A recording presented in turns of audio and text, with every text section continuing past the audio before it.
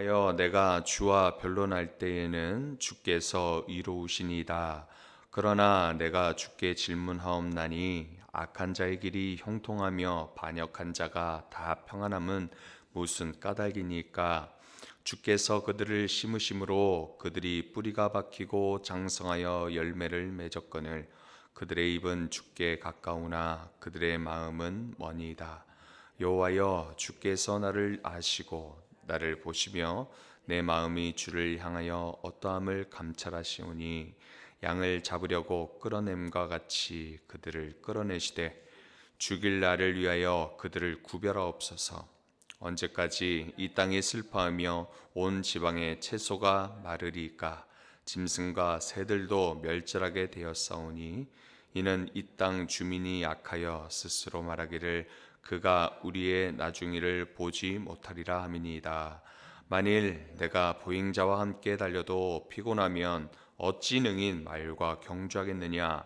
내가 평안한 땅에서는 무사려니와 요단 강물이 넘칠 때에는 어찌하겠느냐? 내 형제와 아버지의 집이라도 너를 속이며 내 뒤에서 크게 외치나니 그들이 내게 좋은 말을 할지라도 너는 믿지 말지니라.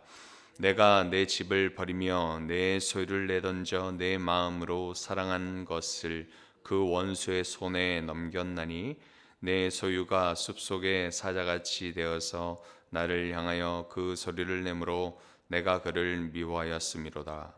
내 소유가 내게 대하여는 무늬 있는 매가 아니냐? 매들이 그것을 에워싸지 아니하느냐? 너희는 가서 들짐승들을 모아다가 그것을 삼키게 하라. 많은 목자가 내 포도원을 헐며 내 몫을 짓밟아서 내가 기뻐하는 땅을 황무지로 만들었도다. 그들이 이를 황폐하게 하였으므로 그 황무지가 나를 향하여 슬퍼하는도다. 온 땅이 황폐함은 이를 마음에 두는 자가 없음이로다. 파괴하는 자들이 광야의 모든 벗은 산 위에 이르렀고 여호와의 칼이 땅 이 끝에서 저 끝까지 삼키리니 모든 육체가 평안하지 못하도다. 무리가 밀을 심어도 가시를 거두며 수고하여도 소득이 없은즉 그 소산으로 말미암아 스스로 수치를 당하리니 이는 여호와의 분노로 말미암이니라. 내가 내 백성 이스라엘에게 기업으로 준 소유에 손을 대는 나의 모든 악한 이웃에 대하여 여호와께서 이와 같이 말씀하시니라. 보라, 내가 그들을 그 땅에서 뽑아버리겠고 유다 집을 그들 가운데서 뽑아내리라.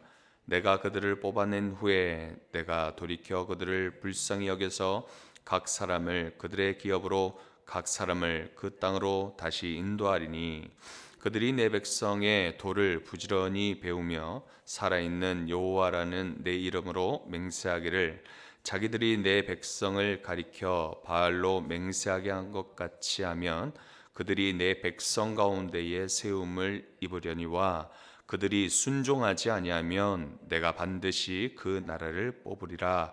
뽑아 멸하리라. 여호와의 말씀이니라. 아멘. 지난 말씀에서 예레미야가 예언하는 것을 싫어한 이 아나도 사람들이 예레미야를 살인하려고 죽이려고 하였습니다. 이렇게 이 사실을 안 예레미야가 그 원통함을 하나님 앞에 그렇게 호소하고 아릅니다.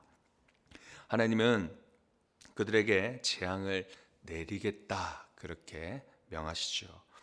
그러면서 오늘 말씀에 들어오는데요. 1절에 예레미야는 이 악한 자의 길이 형통하며 반역한 자가 다 평안한 이유가 뭡니까? 그렇게 하나님께 묻고 있습니다.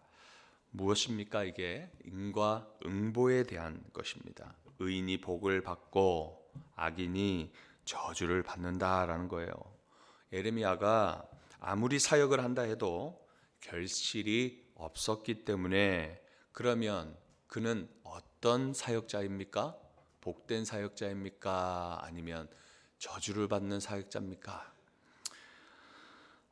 사람들이 볼 때 이 예레미야를 바라볼 때 하나님이 보낸 선지자로 보이지 않았다라는 거예요. 그러면 거짓 선지자로 보였다라는 것이죠. 한나가 자녀를 가지지 못했을 때 사람들이 그를 바라보면서 어떻게 여겼습니까? 하나님의 징계를 받고 저주를 받았다. 그렇게 손가락질 했었습니다.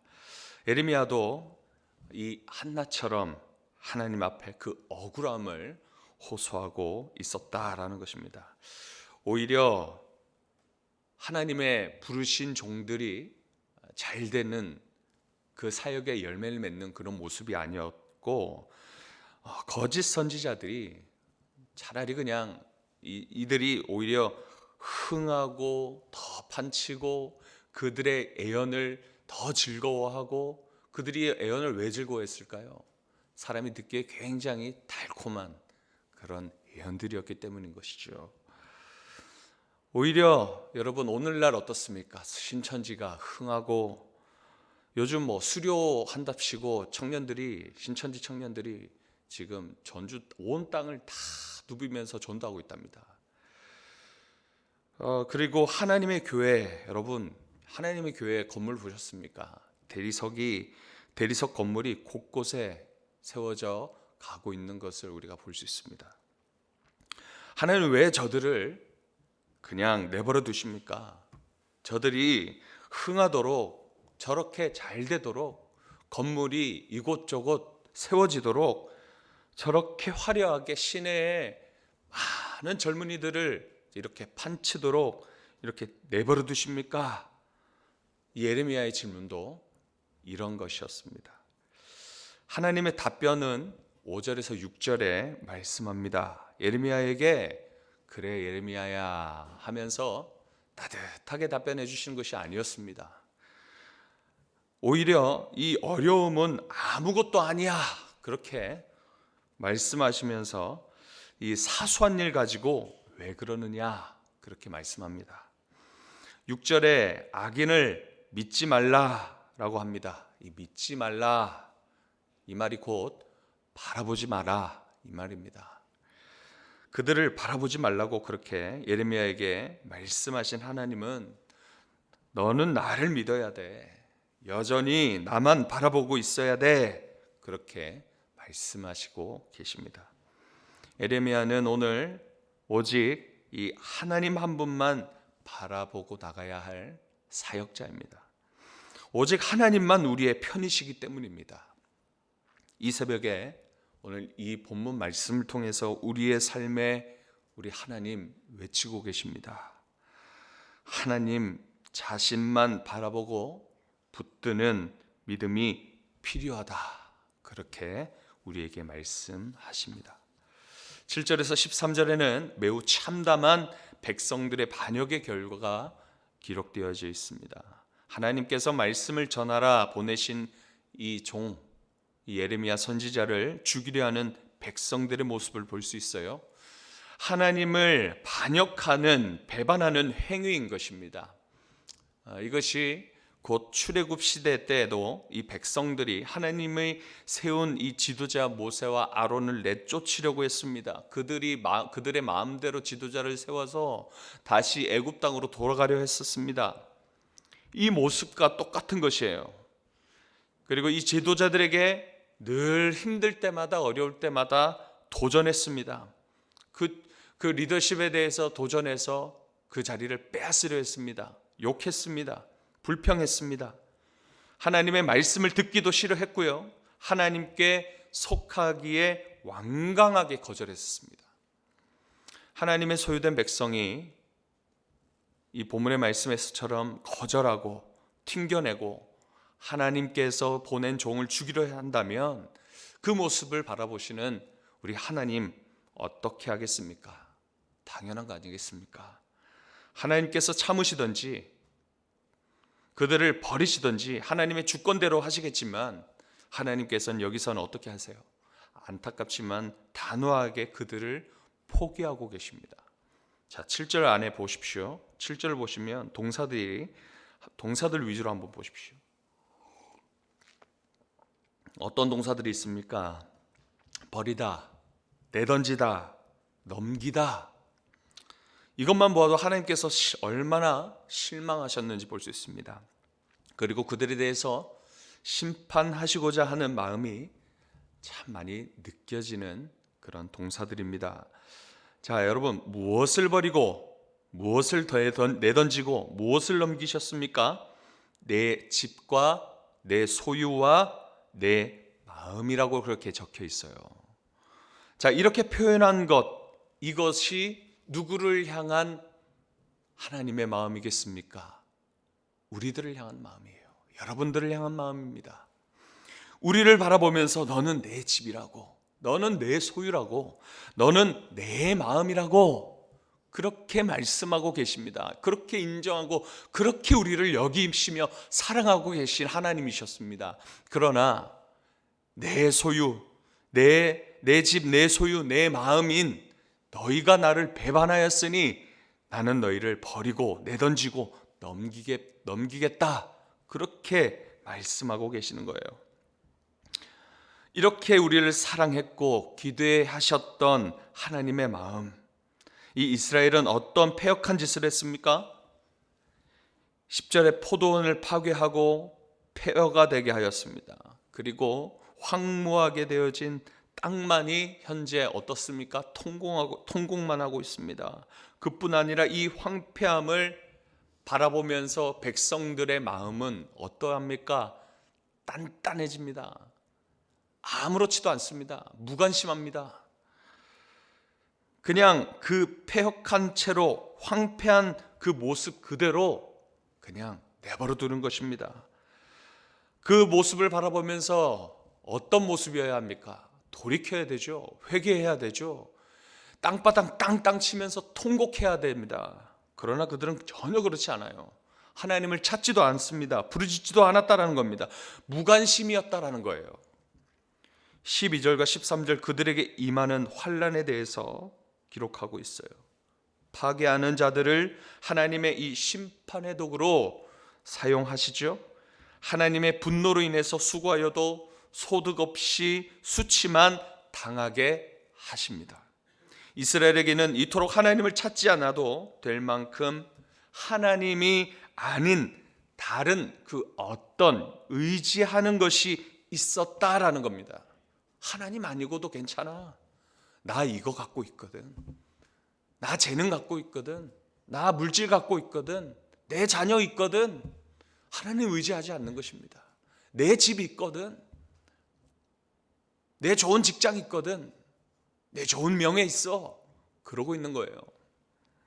하나님 말고 의지하는 것 여러분 갖고 계십니까? 무엇입니까? 하나님만이 아닌 또 다른 하나의 것, 그 의지하는 것 무엇입니까? 하나님 말고 믿는 구석이 있다면 하나님의 그 어느 것도, 작은 어느 것도 큰 어느 것 한 가지도 우리는 그것이 얼마나 귀한지 모르고 하나님을 대적하게 만드는 것입니다. 우리가 의지하는 것은 오직 하나님뿐임을 여러분 아시길 바랍니다. 14절에서 15절은 하나님의 심판 이후에 회복하시는 하나님의 마음이 여기 기록되어 있습니다. 하나님은 자기 백성들을 향해서 구원의 은총을 베풀기 원하시는 우리 하나님 아버지세요. 징계하시지만 그 뒤에 어떻게 하십니까? 그 사랑이 한량없으시다라는 것을 우리는 여전히 한량이 없으시다라는 것을 우리는 봅니다. 다시 불쌍히 여기시는 거예요. 주님께서 주신 땅, 분배받았던 땅으로 인도하시겠다 그렇게 말씀하시고 있어요. 이게 하나님 아버지의 마음입니다.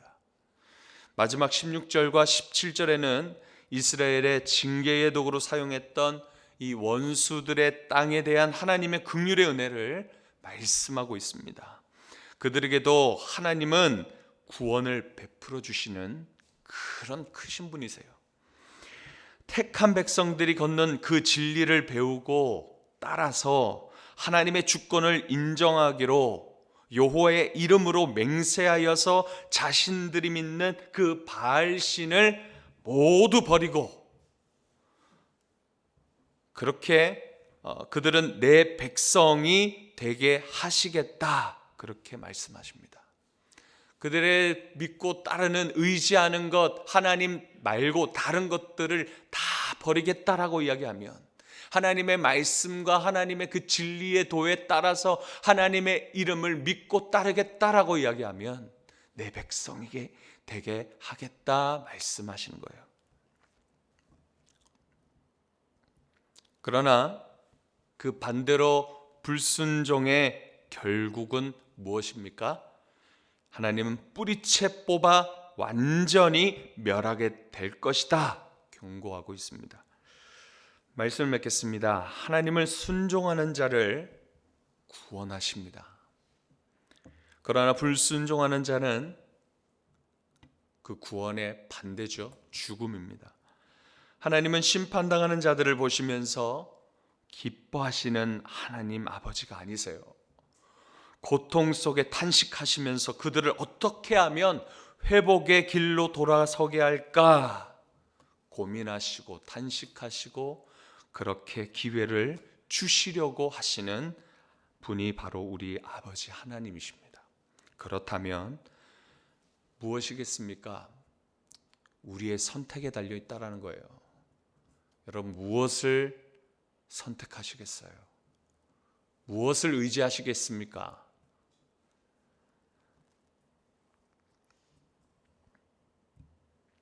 그것이 바로 회복의 길이 될 것이고 기회의 길이 될 것입니다.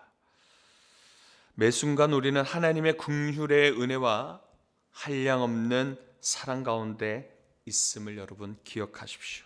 지금도 죄인들을 기다리시는 하나님의 영원하신 이 헤세드의 은혜와 사랑 여러분을 향해서 열려 있습니다. 그런 하나님 붙드시고 오늘 주일도 승리하는 여러분의 삶이 되어지길 소망합니다. 기도하겠습니다. 주님의 사랑과 은혜 감사합니다. 하나님, 주님만 의지하지 않고 세상의 것 좋아하며 사람들을 더 믿고 돈을 더 믿고 나 자신을 믿는 이 연약한 우리를 오늘도 긍휼의 은혜를 주시는 하나님의 은혜에 감사합니다.